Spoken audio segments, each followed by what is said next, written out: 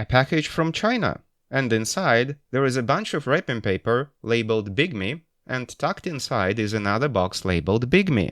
In case you have forgotten, Bigme is a Chinese company that specializes in devices using e-ink screens, that is electronic paper technology. I have already reviewed a few devices under this brand, and today we are looking at 7-inch color e-ink reader, model B7. Though calling it just a reader isn't quite fair. It's really a hybrid between an e-reader, a tablet, and a smartphone. Essentially, this is a major upgrade of Bigme's previous model, B751C, C meaning color, which I reviewed a few months ago, and I still use it regularly for reading. Naturally, I will be comparing these two models side by side. So I've got the full set here, the device itself, a stylus, and the case. Visually, the two devices differ slightly. The previous B751C model is more black in color, while the B7 has a graphite-like finish. The cases are also different. The B751C case is black, simple, and holds the device using plastic clips on the sides. Honestly, that's not the best design. Those clips can scratch the device or get damaged over time.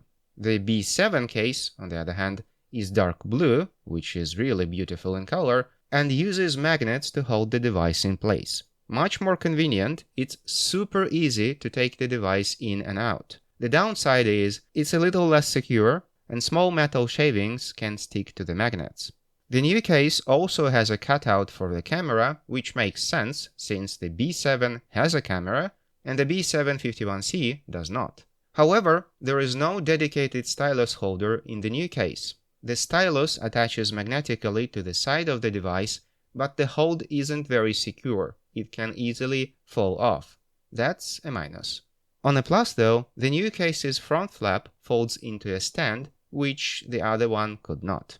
Overall, both cases are very well made, and if you're buying one of these devices, I definitely recommend getting the official set from Bigme, since it will be very hard to find a third-party case for any of those devices. However, you can purchase them separately on the Bigme website. Both models support pressure-sensitive styluses, or styli, for drawing and handwriting. Spare tips are also included.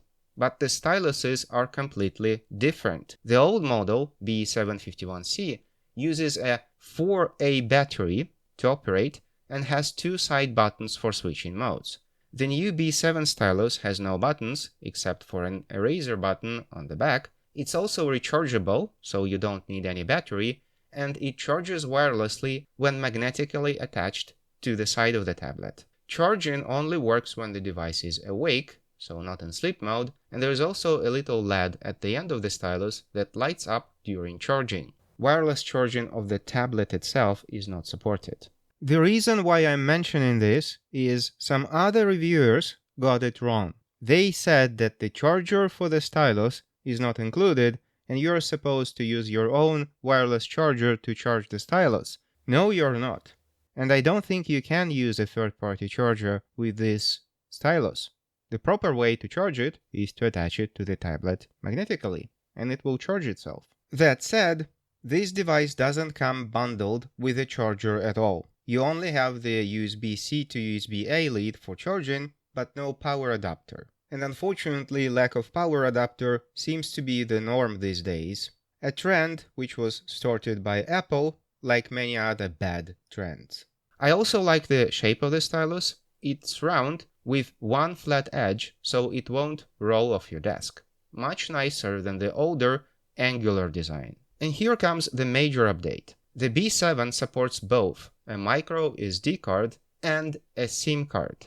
It's just one SIM card, not dual SIM, but still. This basically turns the B7 into a 7-inch e-ink smartphone. It supports 4G, 5G is not supported, so you can use it for regular phone calls, texts, and of course, mobile data. If the tablet is in standby mode and there is an incoming call, it will automatically go out of standby mode, so you could actually see that someone is calling. And yes, there is an onboard mic and speaker, so technically you can talk through the device itself, but realistically you'd want to use a Bluetooth headset. You can also plug in a USB headset, which has to be a real USB device, not analog headphones with a Type-C instead of a jack, but the USB-C port placement is awkward. It's on the long side and gets covered by the case when closed. So to charge the device or plug in something, you need to fully open the case.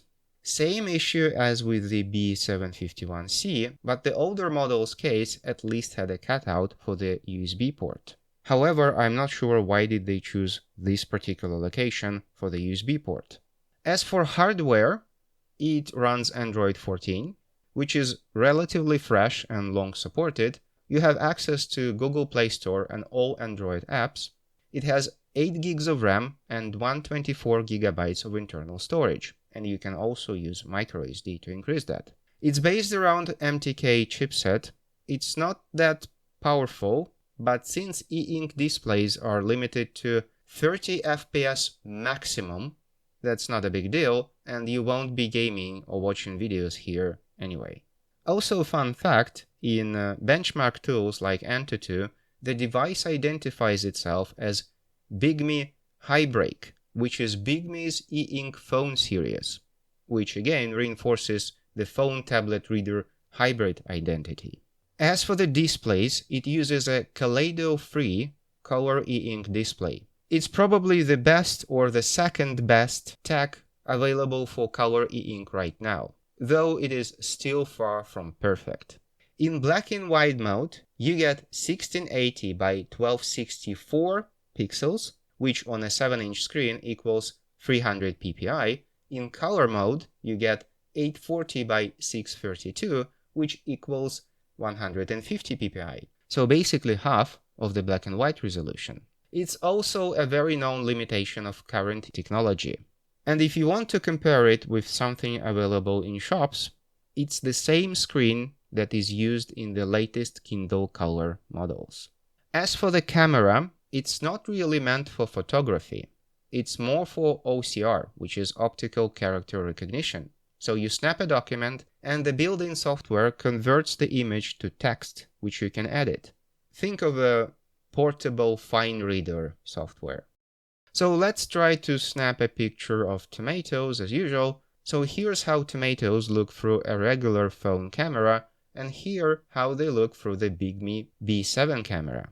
Not too bad actually for an e-ink. And also it's a little bit weird to use an e-ink as a viewfinder. The device also has some AI and smart features. For example, it includes tools like Bigme GPT, and because you can make calls on this device, it supports call recording with automatic transcription, which is handy for work. And all essential sensors are also present. The battery life depends on what mode you select when the device is off. But realistically, you can expect 1 to 2 days of heavy usage without having to recharge it. So the styli are not compatible between these two models, which is kinda expected, but the new stylus works well. It's precise, responsive, and pressure sensitive. It's great for marking up documents, handwriting, and sketching. It is also perfect for so-called digital paper workflows. It's when instead of using true digital signatures, you're supposed to print out a document, sign it with a pen, scan it, and send it back. And here, using the stylus, you can sign it directly on the screen, save, and send back. So no printing or scanning required. So it saves time and trees. As for the touchscreen, by the way, it supports 10 pressure points. And it's the first time I'm seeing 10 simultaneous presses on an e-ink screen. Previously, they only supported 2 simultaneous presses. So personally, I use this device for reading documents, email, and also work chatting apps such as Teams and Slack. With a Bluetooth keyboard and mouse, it becomes a full productivity device. And my eyes are much happier. E-ink really makes a difference here. Less fatigue, fewer headaches, and less eye dryness. Eventually, I would really want to have a large e-ink monitor for work to connect to my existing setup as a second or even third monitor. But they are still very expensive, and at present I could not afford one. But anyway, it's an idea. So in a nutshell, B7 is a massive upgrade over B751C. It has better stylus, SIM card support, more RAM, a camera for the OCR, an excellent carrying case. It has a 10-point multi-touch screen, which is rare for an e-ink, and also it comes with all the Bigme optimized UI for e-ink and touch, and also the physical buttons you can use. And Bigme is actively improving the software with OTA updates. There is also a minor issue. The current firmware fails to pass Google safety check. So some banking apps, for example, might have issues. But since this device doesn't have NFC, you won't be able to use it as a payment device, so not big of a deal. So if you want something like this, and you are choosing between B751C and the new B7 model, go with the B7, no question. It's a much better value for the money. If you are interested, you'll find purchase links in the description. I am the god of YouTube! Like, subscribe, jingle bells.